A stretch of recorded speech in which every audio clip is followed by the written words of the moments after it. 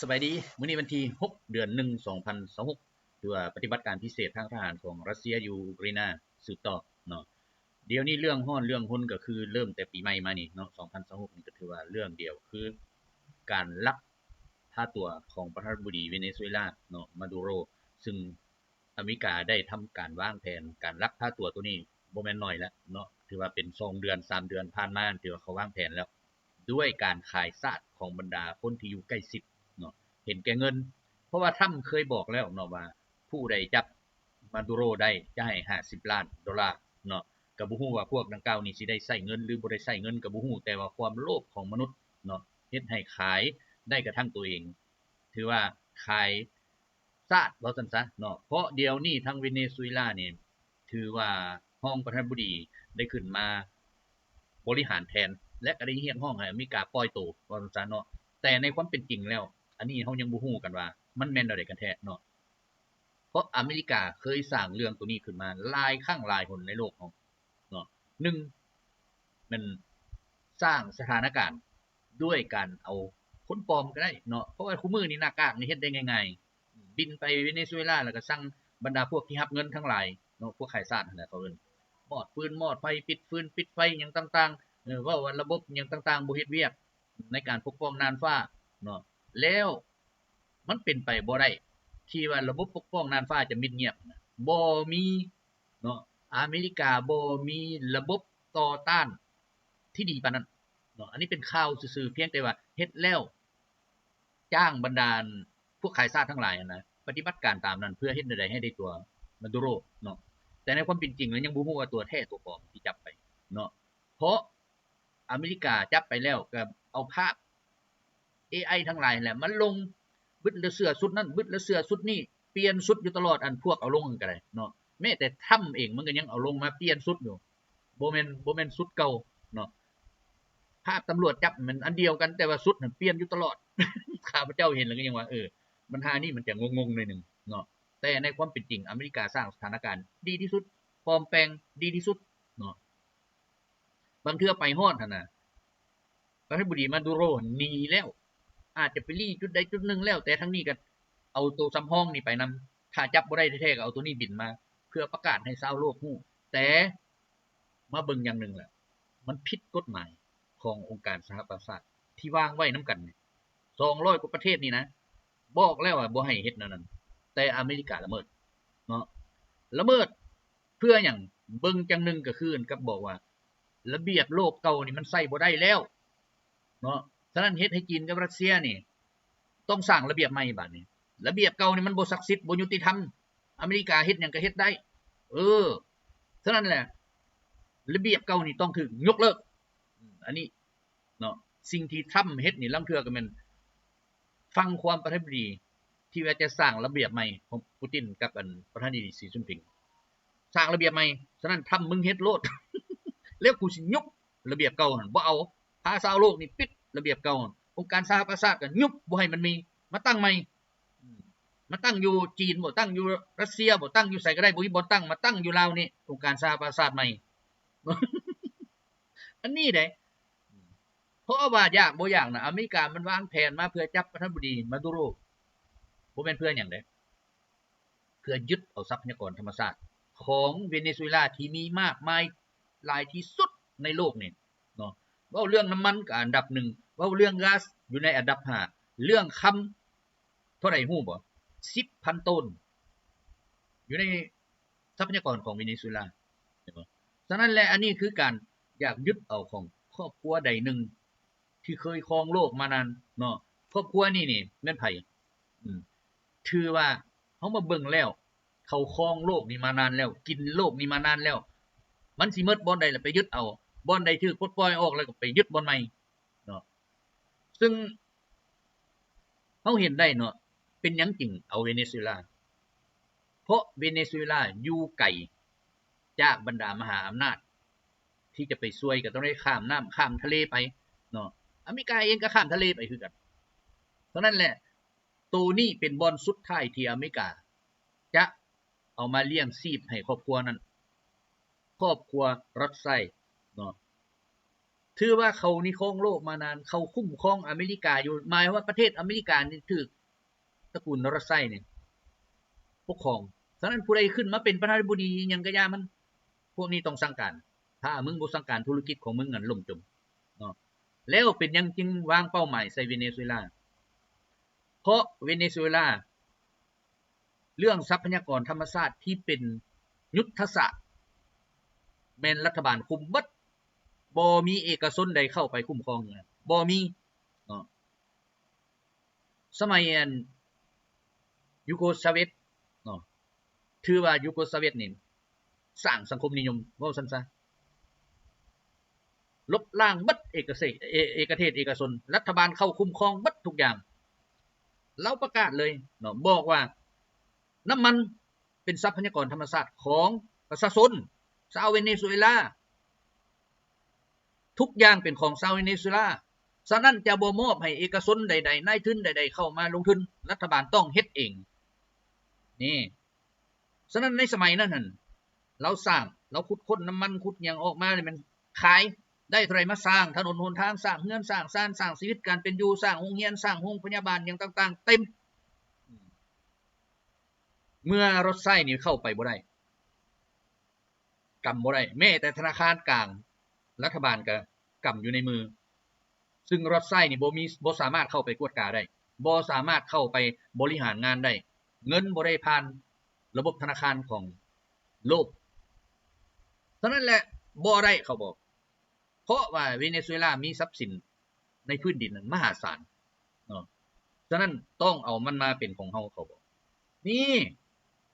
ฉะนั้นหลายรัฐบาลน่ะมาผ่านมานั่นพยายามเฮ็ดในสุดท้ายมาเขาฮู้ว่าเวเนซุเอลาน่ะร่ำรวยมหาศาลและก็สร้างประเทศเจริญย้อนน้ำมันในสมัยนั้นยังบ่มีอุตสาหกรรมอื่นๆขึ้นมาน้ำมันอย่างเดียวเห็นบ่ฉะนั้นประธานาธิบดีอเมริกาแต่ละคนขึ้นมาแล้วมันมารู้สึกว่าต้องคว่ำบาตรเนาะคว่ำบาตรแล้วโฆษณาจังซั่นจังซี่ในเมื่อถูกคว่ำบาตรปึ๊บเฮ็ดให้เวเนซุเอลาบ่สามารถขายน้ำมันตัวเองออกได้เฮ็ดให้เศรษฐกิจฝืดเคืองในยุคนั้นฉะนั้นมันจึงเกิดแฮงต่อต้านขึ้นเนาะแฮงต่อต้านก็ถือว่าหลายแล้วในที่สุดอเมริกาพยายามวานเงินเข้าไปส่ง CIA เข้าไปควบคุมพวกที่ต่อต้านนั่นแหละเนาะให้เฮ็ดแบบว่าพัฒนาให้เฮ็ดหยังให้สร้างตัวเองให้ขึ้นมาอยู่ในระดับสูงได้สร้างขึ้นมาจนมาอยู่ในประธานสภาของเวเนซุเอลาเนาะคือไกวโดก็ถือว่าขึ้นมาระดับสูงปานนั้นในที่สุดมันคิดว่ามันสิชนะมันก็เลยประกาศเป็นทั้งประธานสภาเป็นทั้งประธานาธิบดีซึ่งได้รับแรงต่อต้านจากประชาชนอย่างหลวงหลายเพราะบ่ได้มาจากการเลือกตั้งเห็นบ่ฉะนั้นแหละยูโกสลาเวียเนี่ยก่อนสิออกจากประธานาธิบดีก่อนสิสุขภาพบ่ดีเจ็บป่วยเนาะก็เลยมอบหน้าที่ให้มาดูโรเป็นผู้รับผิดชอบต่อซึ่งการลงสมัครเลือกตั้งประธานาธิบดีก็ถือว่าได้เสียงบ่เต็มเนาะแต่ว่าก็ได้เป็นประธานาธิบดีมาฮอดปัจจุบันนี้สืบเนื่องมาจากการสร้างการสาการอย่างต่างๆนั่นแหละเนาะที่ชาเวซเฮ็ดไว้ฉะนั้นการสร้างการสามามันก็ค่อยเป็นค่อยไปแต่ว่าอเมริกาพยายามเฮ็ดอะไรฮู้แล้วว่าเงินหลายล้านอยู่ในทรัพยากรธรรมชาติของเวเนซุเอลาต้องเอาให้ได้ต้องยึดให้ได้เพราะชาเวซนี่ไล่อเมริกาหนีแล้วในเมื่อก่อนเพราะชาเวซเห็นว่าอเมริกาเข้ามาประเทศเวเนซุเอลาได้เพียงแต่50%เกิดการซ่อราดบังหลวงเกิดการยังต่างๆกินแดกน้ำกันจนหมดในที่สุดชาเวซบอกว่าบ่ได้ต้องเอามาเป็นของรัฐให้รัฐบริหารผู้ใดเฮ็ดบ่ได้จับเข้าคุกโลดมันกินมันโกงมันหยังเอาโลดเลยเกิดมีกันปั่นป่วนอยู่ในสังคมเพราะว่าคนนี่ยังมีความโลภหลายส่วนอเมริกามันก็ทิ่มเงินให้มันทิ่มเพื่อหยังมันทิ่ม100 ล้านพันล้านมันบ่เสียดายขอแต่ว่ามันสิได้ตัวนั้นมันหลายล้านเนาะคิดเอาแม่ตัวเลขพันล้านกับล้านมันคนละตัวเลขกันเขาฮู้ดีว่ายิ่งเฮ็ดให้ประชาชนวุ่นวายเท่าใดการเข้าไปครอบครองยิ่งง่ายฉะนั้นในสุดนี้มันจึงบอกว่า50 ล้านเอาให้ก็มีคนรับปั๊บโหลดถือว่าเข้าไปแทรกอยู่ในคณะอีหยังต่างๆมีหลาย มีหลายแล้วเวเนซุเอลานี่รัฐบาลเวเนซุเอลานี่เอิ้นว่าขาดมาตรการคุ้มครองขาดมาตรการเรื่องการกวดกาเพราะมันเกิดมีแฮงกดดันนี่เนาะผู้ที่อยู่ใกล้อยู่ไกลอยู่ยังติดตัวเองอยู่ตำแหน่งกันพากันโกงพากันกินพากันรับสินบนในที่สุดแล้วทำก็บอกสร้างเฮือนมาดูโรนี่ไว้อยู่ในนครเนี่ยวอชิงตันเนี่ยฝึกซ้อมทหารวิธีเข้าไปเอาเฮ็ดอะไรมีคนยามอยู่ใส่มันมีคนรายงานเขาเบิดเพราะ CIA มันเข้าไปมันเอาเงินให้รายงานพวกรายงานกับรายงานแล้วเนาะได้เงิน$1,000-2,000ก็ออกมากับรายงานเดี๋ยวนี้เพิ่นมีคนยามอยู่หั่นมีอันนี้อยู่หั่นเขาก็ฮู้เบิดเขาก็ซ่อมไว้ลงไปปึ๊บฉีดยาจวดหายใจเข้าไปตายฉะนั้นหน่วยป้องกันก็เฮ็ดยังบ่ได้ระบบปกป้องน่านฟ้าของประเทศเด้ก็สั่งปิดมันเข้าไปหาหมดบรรดาผู้ควบคุมทั้งหลายแล้วมันบ่อยากให้พวกนี้มีความผิดมันก็ว่าเทคโนโลยีเฮาเหนือชั้นเทคโนโลยีเฮานี่สามารถดับระบบหยังต่างๆได้จนนายพลของรัสเซียที่เฮ็ดกับเรื่องอันนี้นี่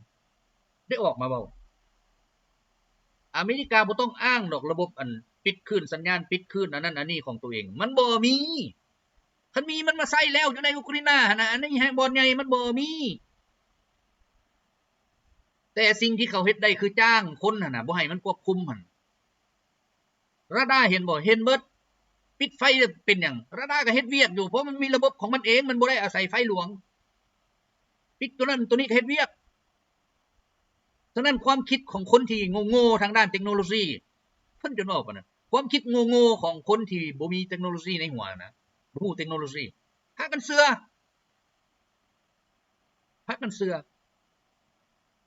แต่นายพลเพิ่นว่าค่อยนี่เฮ็ดกับวงการนี้มาน่ะค่อยฮู้เบิดอเมริกาคือคนขี้ตัว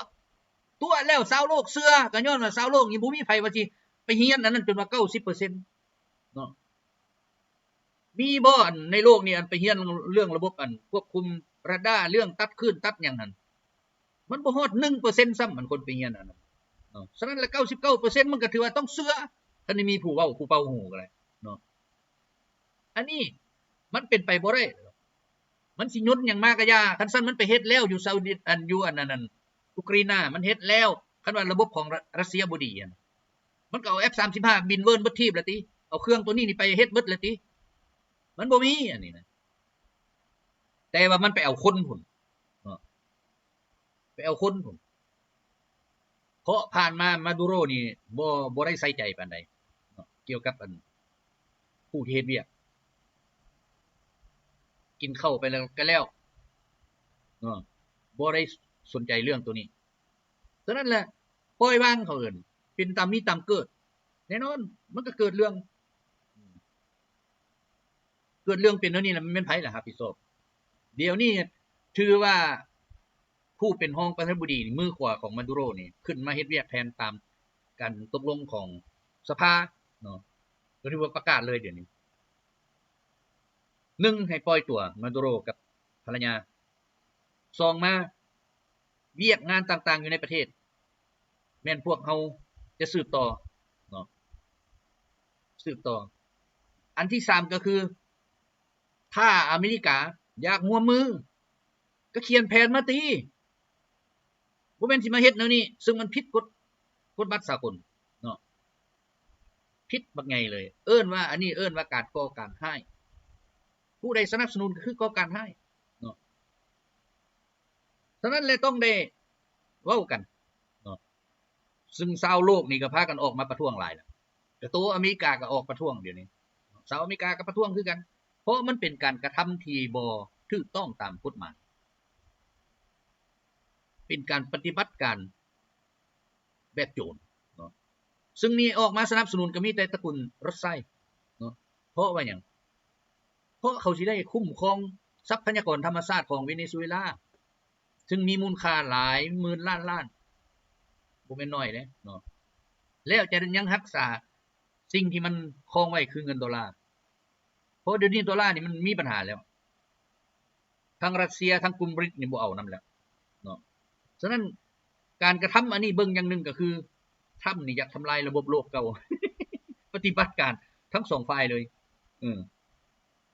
ผู้หนึ่งอยากเปลี่ยนระบบกฎระเบียบโลกใหม่ผู้หนึ่งพยายามรักษาเงินดอลลาร์ไว้แต่ว่าทำเป็นตัวกลางสั่งการให้เฮ็ดแนวนี้ซึ่งมันผิดระเบียบฉะนั้นคันระเบียบตัวนี้มันบ่ได้สหประชาชาติเฮ็ดหยังบ่ได้ก็ถือว่ายกเลิกตั้งใหม่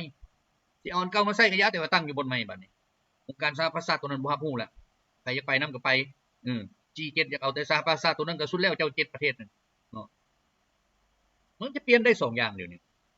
แล้วอีกอันนึงคือข้าพเจ้าว่าเบื้องต้นบางทีมาดูโรนี่บ่ทันได้ถูกจับไปดอกแต่อเมริกาเอาตัวปลอมมันไปเพื่อโฆษณาให้ชาวโลก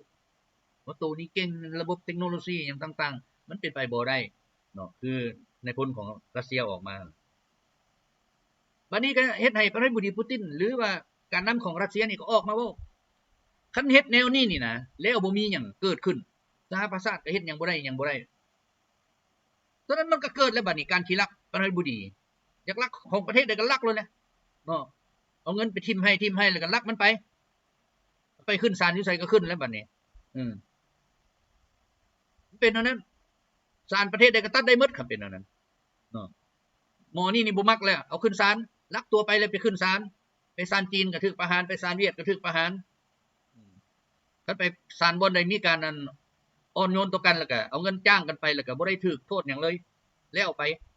พ้นโทษนั่นแหละอันนี้แหละว่าระเบียบที่สร้างกันมาไว้นั่นมื้อนึงมหาอำนาจล่วงละเมิดเองคันในเมื่อล่วงละเมิดเองแล้วเป็นจังได๋บ่มีผิดหยังก็ถือว่าควรจบได้แล้วกติกาตัวนั้นต้องรับเอากติกาใหม่มาอันนี้คิดนำกันเด้เนาะคันสิไปเอากติกาเก่าหมอนั้นมันเฮ็ดหยังก็บ่ผิดมันเป็นนายแล้วเอาไปมามันเหยียบกฎหมายซ้ำเนาะแล้วสร้างขึ้นมาเพื่อหยังกฎหมายสร้างขึ้นเพื่อชาวโลกทั้งหมดให้มีความยุติธรรมนี่แหละประธานาธิบดีปูตินจึงว่าโลกนี้มันบ่มีความยุติธรรมฉะนั้นในเมื่ออเมริกาเฮ็ดแนวนี้มันเป็นการแสดงให้โลกเห็นเลยบ่มีความยุติธรรมเห็นบ่ฉะนั้นมันก็ควรเปลี่ยนได้แล้วเงินเจ้าคือกันคนก็ใช้กันทั่วโลกนี่แต่มามื้อนึงเจ้าบอกว่าเงินข่อยนี่ต้องสำคัญกว่าหมู่ผู้ใดก็อย่าที่สร้างเอาเงินข่อยนี่ไปสร้างแล้วเป็นเศรษฐีขึ้นจะถูกความบาปถ้าเจ้าขัดขวางข่อยในที่สุดแล้วก็เกิดคุณบริษองค์การหัวมือเซี่ยงไฮ้เพื่อหยังเพื่อยกระดับตัวเองทางด้านเศรษฐกิจนี่ให้มันเหนือกลุ่มของเงินรถไฟนี่ฉะนั้นการเปิดหูเปิดตาของชาวโลกนี่นะเขาจึงใช้วิธีแนวใดก็เฮ็ดก็อย่าเพื่อให้ชาวโลกนี้ได้เห็นถึงความอธรรมเห็นถึงความบ่ยุติธรรมอย่างต่างๆอันเรื่องลักพาตัวมันเรื่องง่ายๆคันบ่มีหลักการเห็นบ่เขาเฮ็ดมาหลายแล้วอยู่ลาวนี่ก็ได้จับตัวผู้นั้นจับตัวผู้นี้สุดท้ายมันก็ทิ่มใส่รัฐบาลว่ารัฐบาลนี่เป็นผู้จับเป็นหยังถ้ามีเครื่องแบบเครื่องหยังไปจับเห็นบ่คือสมบัติสมพรเว้ามาแล้วก็เว้ามาอีกเขาก็โยนให้รัฐบาลลาวว่าเป็นผู้ที่เฮ็ดแต่ในความเป็นจริงเขานั่นแหละเฮ็ดเองเขาซ่อมกันมาจักเท่าใดแล้วเพื่อเอาแล้วให้มันมีหลักฐานให้มันงัดคอกับเจ้าได้อันนี้คือกันมันก็ไปเว้าในนั้นบาดนี้เว้าปีนเด้ตัวเองนี่เป็นผู้ถูกไปจับเอามาดูโรย้อนว่าค้าขายยาเสพติดแม่นไผสิเชื่อเนาะเพราะว่าหัวหน้ายาเสพติดที่ใหญ่ที่สุดอยู่ในโลกนี่มันอยู่ในอเมริกาซึ่งมันเอาคนไปทดลองตายเป็น 4-5 แสนแล้วแต่บ่มีไผจับบ่มีไผต้องเพราะมันอยู่นำเขาเองหาเงินให้เขาเองเห็นบ่นี่แหละฉะนั้นเดี๋ยวนี้ตระกูลรถไฟนี่เป็นหยังจริงเฮ็ดตัวนี้ย้อนว่าทุกอย่างขึ้นกับหมอเนาะมันมีไผได้ขึ้น Exxon เนาะ2มา Chevron เห็นบ่มีแต่พวกน้ำมัน3มาพวกที่รับเหมาเวียกให้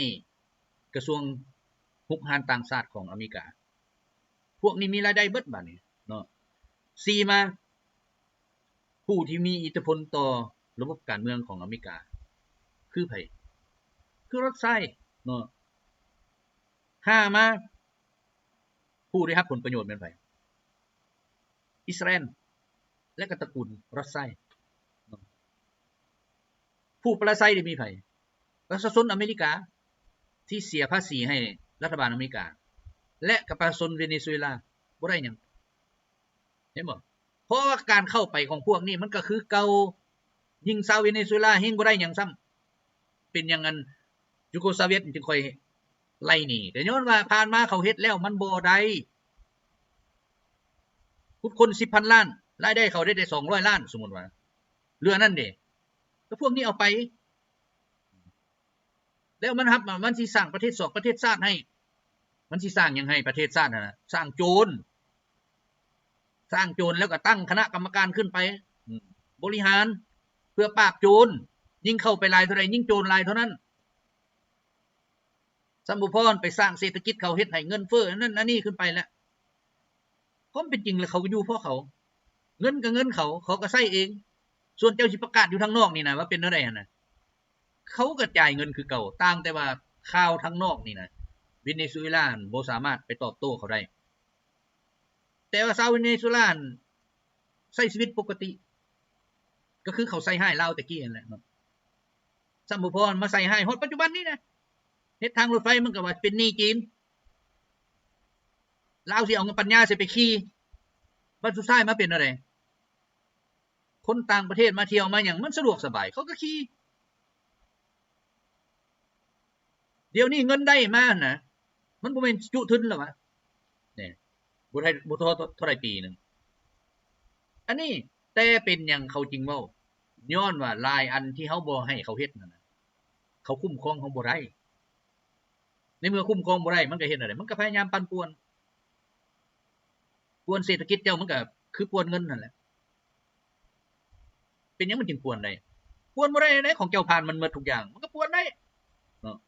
วันนี้ไปป่วนเวเนซุเอลาป่วนบ่ได้เพราะธนาคารกลางรัฐบาลคุ้มครองอยู่ธนาคารโลกก็เข้าไปกวดบ่ได้อีหยังบ่ได้เพราะว่าธนาคารข่อยก็เฮ็ดอยู่บ้านข่อยเขาจ่ายเงินข่อยมันผิดไผเรื่องต่างชาติอยากมาซื้อมาขายเจ้าก็ต้องอันนั้นไว้นำเจ้าพุ่นข่อยอยากไปเอาหยังข่อยก็ไปเอาแล้วสิให้ข่อยไปจกเงินธนาคารข่อยนี่ไปเอามันบ่ได้เจ้าติดหนี้ข่อยอยู่ข่อยเอาตัวนั้นหักลบกันเพราะเจ้าซื้อทรัพยากรธรรมชาติของข่อยไปบ่ได้มันว่าบ่ข่อยต้องได้เข้าไปควบคุมระบบการขายทรัพยากรหยังต่างๆถ้าบ่ให้มันเข้ามันก็ว่าความบาดบาดนี้ความบาดฉะนั้นแหละประเทศใดก็ตามคันระบบการทหารเจ้าบ่เข้มแข็งการเศรษฐกิจเจ้าบ่ดีชีวิตการเป็นอยู่ของประชาชนมันหากบ่เสมอภาพกัน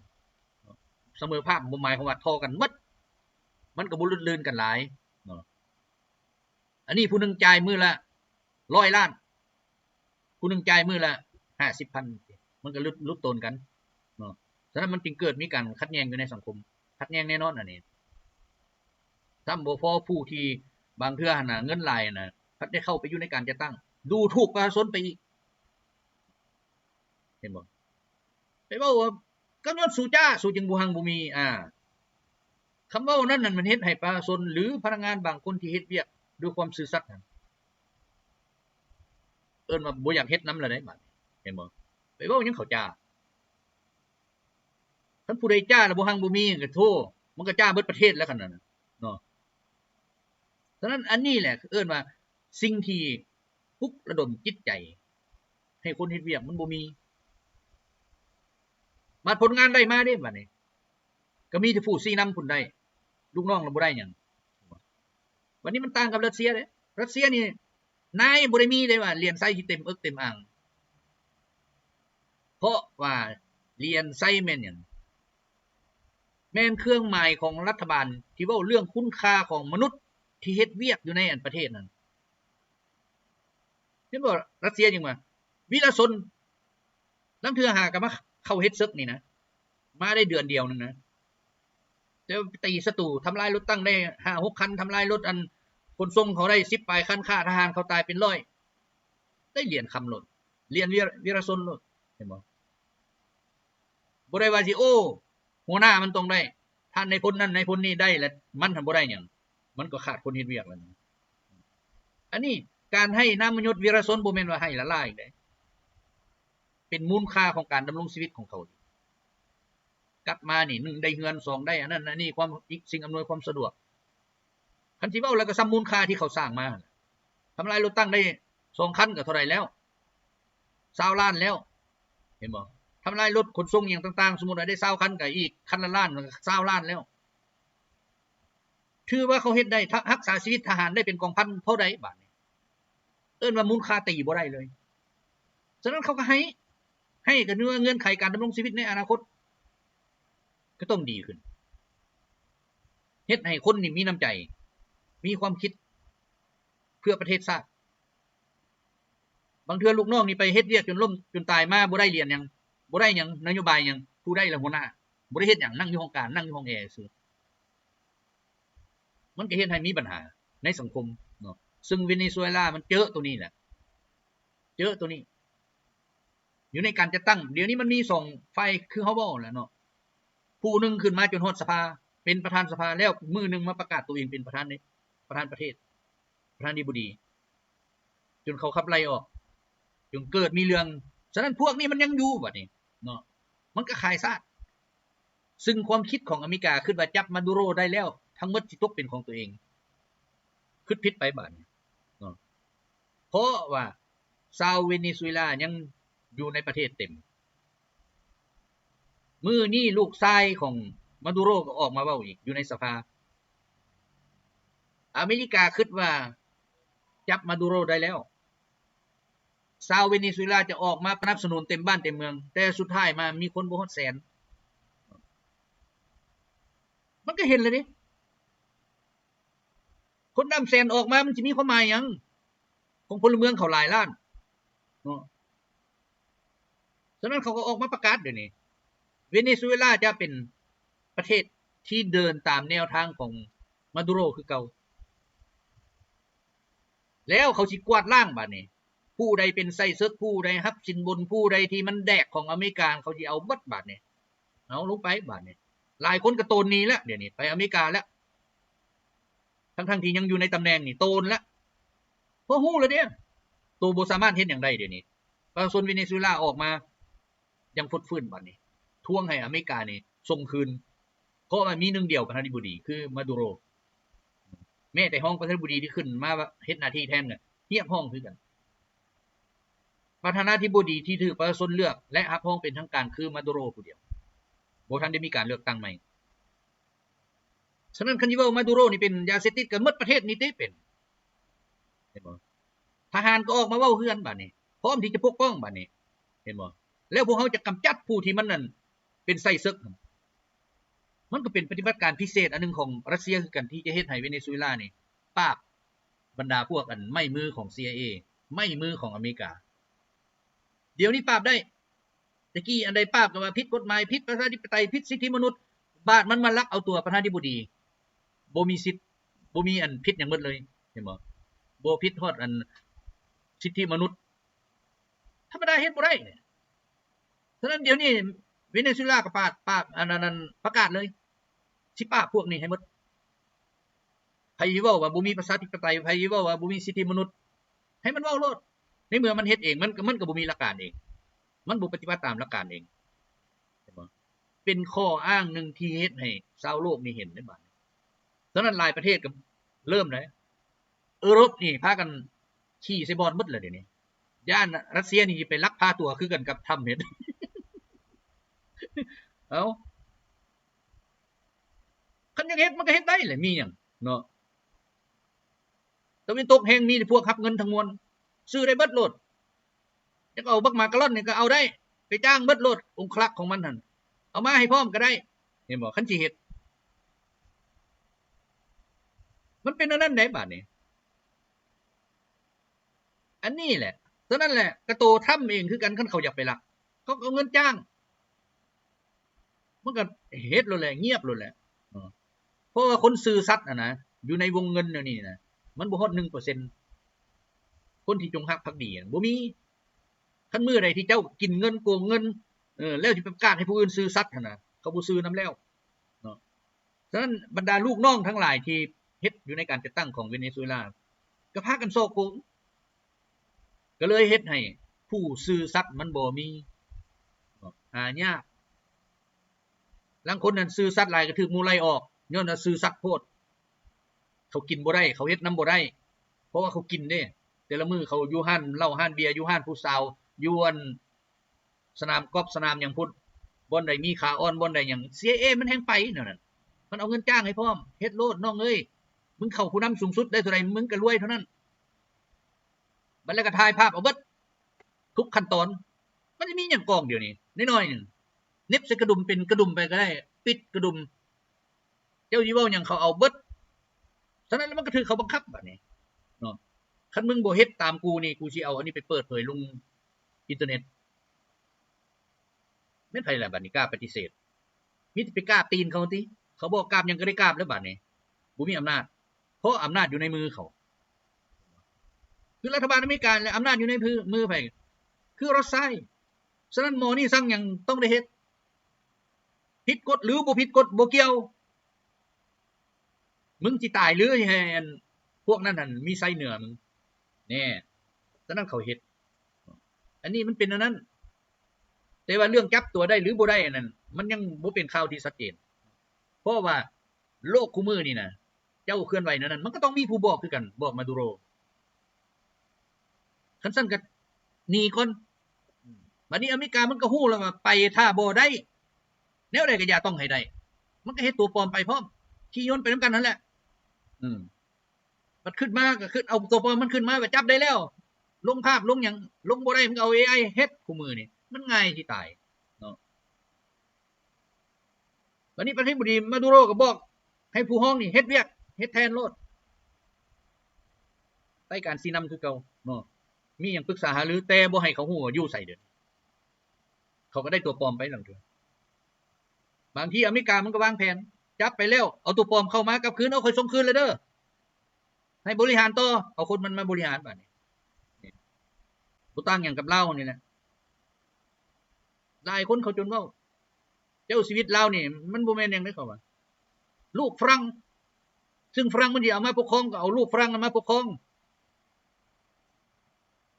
เบิ่งความสูงก็บ่แม่นคนลาวน่ะเนาะนั่นเขาเฮ็ดกันคันสิเว้าว่าโอ้คนลาวนี่สมัยนั้นเกือบเมตร70 80นี่มันยังยากนะอันนี้ว่าเมตร90พุ่นติบ่ความสูงฉะนั้นเสื้อลาวมันยังบ่ทันฮอดพุ่นตอนนั้นน่ะมาฮอดคุมื้อนี้ก็ทั้งยากนะเมตร90เมตร2เมตรนี่นะเป็นอันนั้นแหละเขาเปลี่ยนเนาะเปลี่ยนตัว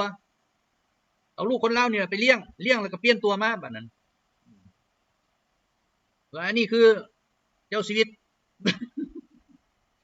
เขาเฮ็ดได้ทุกอย่างคุมื้อนี่เนาะฉะนั้นแหละอันนี้แหละให้เขาเข้าใจว่าทุกอย่างที่เขาเฮ็ดกันนั่นน่ะเนาะเขาเฮ็ดเพื่อเขาคำว่าประชาธิปไตยในโลกนี้มันบ่มีเพียงแต่เป็นเบี้ยให้เขาใช้ตายให้เขาเนาะผู้นั้นก็ว่ารับใช้สุดขีดไปเอาเงินเขาแล้วความจริงใจมันมีบ่มี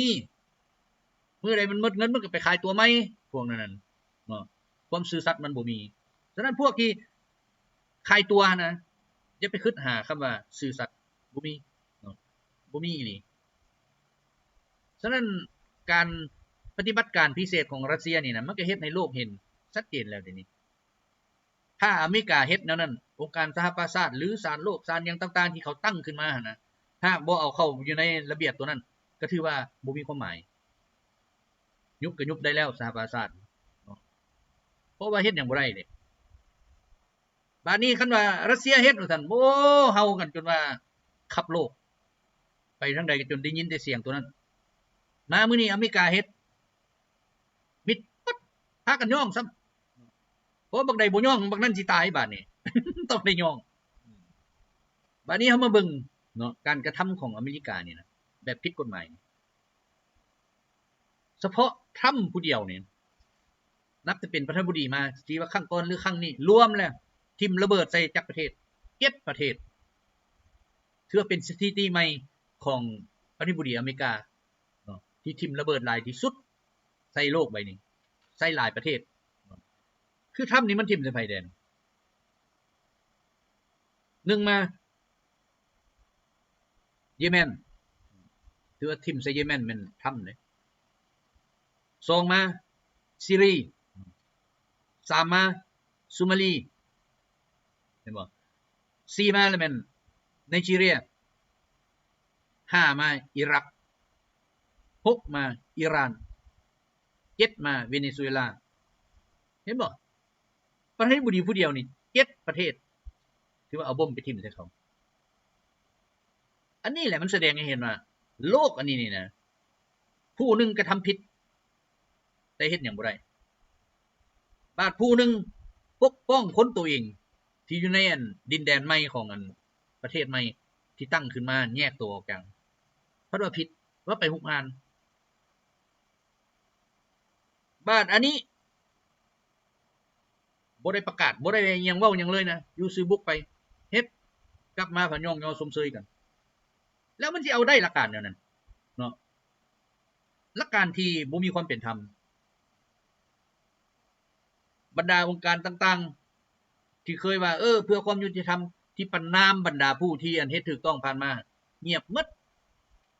ย้อนหยังย้อนมันแดกเงินนำอเมริกากินเงินนำอเมริกาทุกอย่างนั่นน่ะแล้วมันก็เฮาบ่ได้คือมากินข้าวแล้วมันก็บ่เฮาเจ้าของแต่มื้อใดบ่ให้เข้ามันกินลงมึงแหมมันบ่แม่นแต่บ่เฮาเท่านั้นแล้วมันสิกัดเบิดทีมมันนะเนาะมันหิวเด้อันนี้บัดนี้เฮามาเบิ่งเนาะรัฐบาลอเมริกาผ่านมาน่ะเคยรุกรานไผแดงย้อนหยังย้อนเขาเฮ็ดเป็นของรวมนั่นแหละคือ1953อิหร่านนี่นะได้เอาน้ำมันนี่มาเป็นของรัฐบ่ให้เอกชนได้เข้าสัมปทานถูกโจมตีถูกรัฐประหารเห็นบ่1953อิหร่านนี่นะถูกรัฐประหารย้อนว่าเอาน้ำมันนี่มาเป็นของรัฐเห็นบ่บัดนี้ประเทศที่2ซีรีส์นี่คือกันเป็นหยังจึงถูกรัฐประหารก็ย้อนว่ารัฐบาลซีรีส์นี่นะเอาบ่อแฮทองคำมาเป็นของรัฐบ่ให้เอกชนได้สัมปทานเพราะมันจำนวนหลายเนาะเขาเอามาเป็นของรัฐบัดนี้เทื่อที่3คือลิเบียเนาะลิเบียนี่ก็ถูกเอิ้นว่ารัฐประหารนั่นแหละไปชื่อว่ากาดาฟีนี่สร้างทุกอย่างให้ประเทศชาติให้ประชาชนโดยบ่ให้นายทุนเข้ามาสัมปทานทุกอย่างทั้งบ่อน้ำมันทั้งอีหยังต่างๆบ่ให้แล้วก็สร้างทุกอย่างด้วยรัฐบาลเองส่งเสริมประชาชนด้วยเงินของที่ได้จากการขายทรัพยากรธรรมชาติซึ่งนายทุนบ่ได้เข้าไปร่วมบ่มีส่วนตัดสินบ่ได้มีส่วนนั้นอันนี้บ่มีส่วนไปเพื่อที่เข้าไปหาคณะรัฐบาลแต่มันเข้าไปหาประชาชน 200,000 กว่าคนสุดท้ายให้ 200,000 กว่ามาเดินประท้วง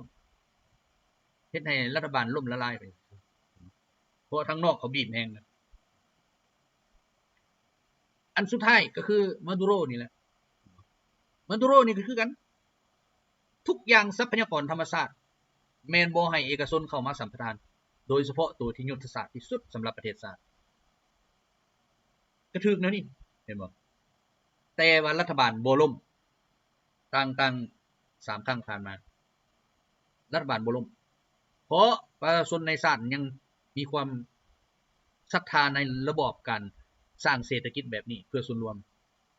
อันที่เว้านึงเพื่อสังคมนิยมนั่นแหละเพื่อส่วนรวมเป็นนั่นแหละเป็นหยังจึงว่าการสร้างเพื่อส่วนรวมจึงผิดใจนายทุนก็ย้อนว่านายทุนเข้าไปเกี่ยวข้องบ่ได้เนาะ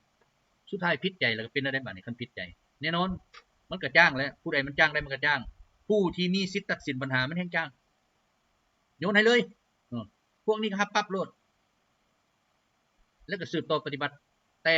เขาลืมคิดไปว่าถ้าประเทศชาตินะถูกครอบครองโดยอเมริกาจิบหายแน่นอนประเทศชาติจิบหายกับคนตายนะมันต่างกันเด้คันเจ้ากรรมชะตากรรมของประเทศชาตินะตายเพื่อชาตินะมันบ่เป็นหยังแต่คันประเทศชาติจิบหายนะทรัพยากรวายวอดประชาชนก็วายวอดไปนํซึ่งในโลกนี้หลายประเทศที่เคยมีชื่อมีเสียงมีหยังมาเนี่ยหายไปจากกันแผนที่โลกก็จนมีคือตะกี้ประเทศเท็กซัสในที่สุดก็หายจากประเทศกลายมาเป็นรัฐหนึ่งของอเมริกาอันนี้ยังดียังมีชื่อว่าเท็กซัสอยู่บางประเทศบ่มีฮอดชื่อเลยแล้วพลเมืองประเทศนั้นน่ะที่เคยเอิ้นตนเองว่าเป็นประเทศก็บ่มีเลยเดี๋ยวนี้ชนเผ่านั้นก็บ่มีกลายเป็นอเมริกาซื่อๆแล้วบ่มีประวัติศาสตร์บ่มีห้องห้อยบ่มีหยังเลย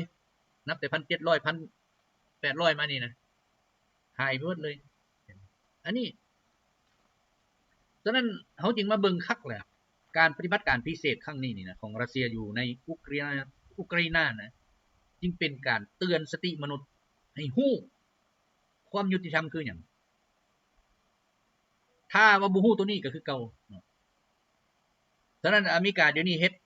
ให้ระเบียบโลกเก่านะมีปัญหาฉะนั้นระเบียบโลกใหม่นี่แน่นอนเกิดแน่นอนอันนี้เอาสำนั้นเนาะวันนี้มาเบิ่งปฏิบัติการพิเศษอยู่ในอุกราอินาการทำลายพาหนะเทคนิคและการกำลังทหารอย่างต่างๆเนาะของฝ่ายตะวันตกนั่นแหละถือว่าในอาทิตย์ผ่านมานี่นับแต่มื้อวันที่27เดือน12เนาะ2025หาวันที่2เดือน1 2026นี้ฆ่าตายไปทั้งหมด 9,065 บักเนาะแล้วก็ทำลายเทคนิคและยึดเมืองต่างๆได้หลายเนาะคันที่เว้าแล้วมื้อนึงบางทีหันยึดได้เขตชุมชนอย่างต่างๆนะประมาณ50เขตก็มีเนาะ50ชุมชนก็ถือว่าได้หลายเดี๋ยวนี้เนาะเพราะว่าฝ่ายอุกราอินาอเมริกา NATO มันหมดอันนั้นแหละอาวุธแหละห้องขอก็บ่ได้ห้องเงินมาก็พากันไปแดกบัดนี้สิซื้ออาวุธก็บ่มีอันสิซื้อเพราะโรงงานผลิตบ่มีวัตถุที่จะป้อนโรงงานป้อนหยังมันบ่มีเนาะ